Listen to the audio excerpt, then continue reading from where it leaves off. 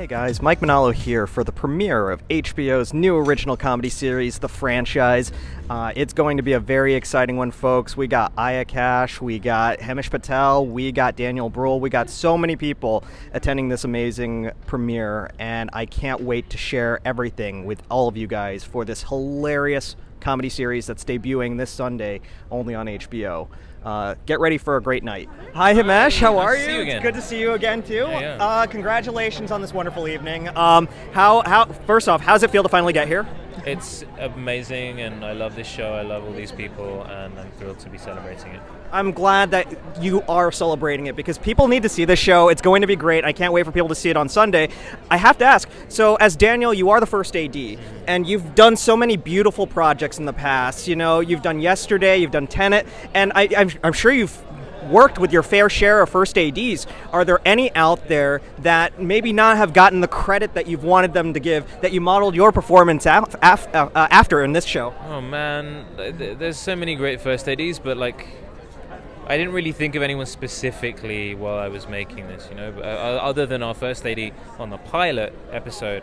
There was a guy called Barry McCulloch who really was very generous with his stories and his telling me about his journey and how he got to where he was. So I guess I was thinking a lot about him. But I've been on film sets for and TV sets more than half my life. So there was a lot of people to draw on, really. I think any crew member, any first AD, I'm just glad that we're making a show that centers them. Yeah. That's the thing that I love about this show is a lot of people, it's always the stars and the above-the-line talent that get the credit for it, but you guys actually pay tribute to everyone behind the scenes who doesn't actually get the chance to get that spotlight shown on them, so I really love that. The other thing that I kind of love is Sam's involvement in this has been wonderful, and you've had a chance now to work with Christopher Nolan, you've had a chance now to work with Sam Mendes, two of the greatest in the business, not to mention Richard Curtis as well, and Danny Boyle. I mean, what's it like working with Sam, I guess, for the first time, really? It was a joy. I mean, I didn't know what to expect, I as I said, I'd never worked with him before. We'd never encountered each other. He is one of the greats, so I was like, I don't know what it's going to be like. He's one of the nicest guys I've met. He's very warm, very funny, really loves telling a story. He's a raconteur, and he's just good at what he does. He commands the set in a really, clear way. And to pull off the kind of films that he's pulled off, I could list them now. We'll be here for hours, but he's great at what he does, and it was a privilege. It was really, really a privilege to watch him kind of switch gears from a lot of the more serious stuff like 1917 to something like The Franchise, which is very lighter anyways, but also very realistic and hard-hitting and satirical. So it was wonderful to see you as the lead in his show with Armando and John behind it as well, and just wonderful performances, Daniel, all around. I expect a lot of buzz during award season because you are the heart and soul of this series, my friend, and you just did an amazing job. You killed it. That's very kind of you. Thank you. Of course. Hey, Aya, how are you? It's good to see you again. Good to see you. First off, congratulations on tonight. It's such a great show, and I can't wait for people to see it on Sunday for the first time. One of the things I wanted to know was between The Boys and The Franchise, you've starred in two projects that kind of parody the idea of the superhero genre, and all that stuff. What about this genre, like the superhero parody, just becomes a lot more appealing to you, and what do you hope people kind of take from this? Well, they say that there are no original ideas. It's all how you do it, right? We watch a romantic comedy, and then there's 90 billion ways to do a romantic comedy. So I think it's really fun to be doing sort of two different versions of that. One that is so deep in the world that you actually are in a superhero show while making fun of superhero shows. And then this one, which is really just kind of a love letter to filmmaking and all the craziness that happens in all filmmaking. Love that. And I do have to ask a You're the Worst question because I'm still the biggest worstie ever. Lindsay's here. Heather's here? Oh my God. They might be inside already. I think I gotta go inside. please. I'm so sorry about that. Are you guys ready for Vulture Fest next month? So I'm excited. See you there? I'm seeing you there. Okay, I'll see yes! you. Good to see you. So, okay, my girlfriend, I took a photo of you, Patrick Somerville. He's fantastic. Took a photo of you on the Zoom, I think. Oh, did you? I did. And she was like, you can't post that. And I was like, why? Why? Because I know. I don't know. You know, I mean, like, I'm honored that you took a photo of me. Yeah. I should be the one taking a photo of someone as handsome as you. Oh, stop it. You're beautiful. You're beautiful. Well, thank you very much for saying that. How are you tonight? How's this night been? I mean, this is a big deal for you guys, and I love this, and it's a big deal for fans of the show like me. I mean, how's it feel to finally be here? It's an honor. Anytime you have an opportunity in this industry, it's really a blessing. But to actually share it with friends and people I care and love for is even better. I love that. You know, it's wonderful getting to talk to you, Himesh, and Aya yesterday, but getting to see the entire crew together all at once right now is wonderful. The one thing that I was dying to ask and didn't get a chance to, is the band going to actually make its debut at some point on the show? Because we want to hear you sing.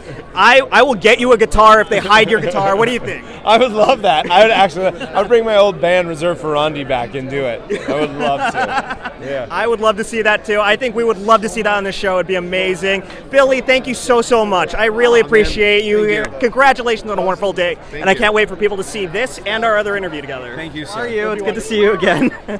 I wanted to just say congratulations. We're finally here.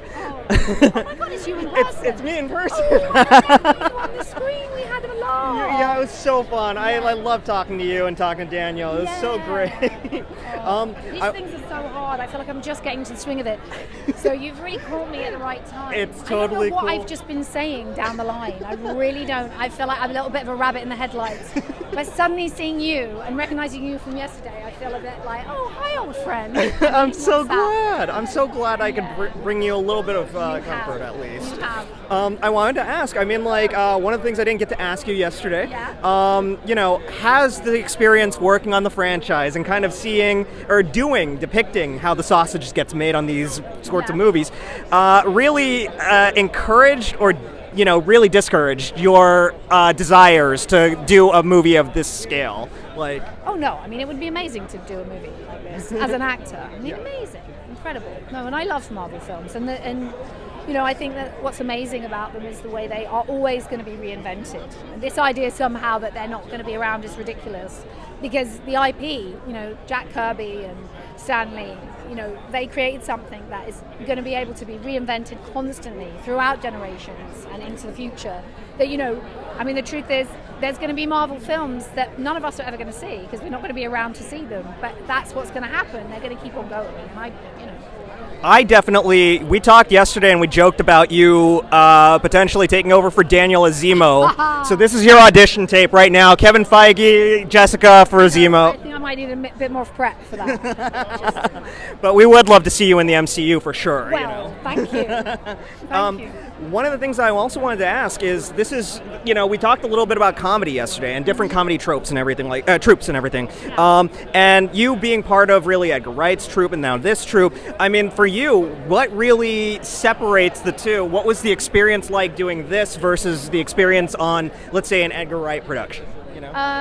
Experience of doing this? Yeah. Well, I mean, the thing is, I guess, when you write something, you're kind of involved in it in a completely different way. But I guess when you are, when you have that experience, you're always thinking about things from a writerly perspective. So, creating Spaced and making Spaced was, incredibly intense. But really, that happened very much at the beginning. So, it set the precedent. And I suppose it was the thing that really kind of sparked my, love of any kind of creative experience that is just involved, demands everything from you, and I mean, with Space, I guess, that was a show that I created and then Edgar directed, and so that's a completely different experience. So this, when you're an actor, you don't have a writer's head on you have an actor's head on. That's true. And honestly, I love that Space was really that launching off point, and it's brought you here today. You've just been going up and up and up and up and up. Well, I mean, I guess, it doesn't feel like that to me. But yeah, I mean, I suppose Space was an opportunity to really explore the all of the things and the passions and the films that I love, and this as a homage to a Marvel universe that I also love. I mean, I love my job and I love the world that I work in. So and the people who work in it are so passionate, and I think that's what's great about the franchise is that this is what it's about. It's about the people behind the scenes, the people who are making things happen and actually creating things. That's what it's about. So. I do love that the show just pays tribute to that and sheds light on people that would be considered below the line talent. Exactly. Normally wouldn't kind of be seen. And Steph's character is particularly kind of invisible. She's a kind of behind the scenes sort of invisible character. Yeah. Of course. That is my last question for you. Really is about Steph. I mean, we see her really kind of just starting out, really in some ways being kind of bullied and everything like that. As I saw it that way, anyways. But then she kind of starts taking things for herself by the end of the show. What is the one thing you want people to take away from her character and her arc overall? Oh, I guess just sort of I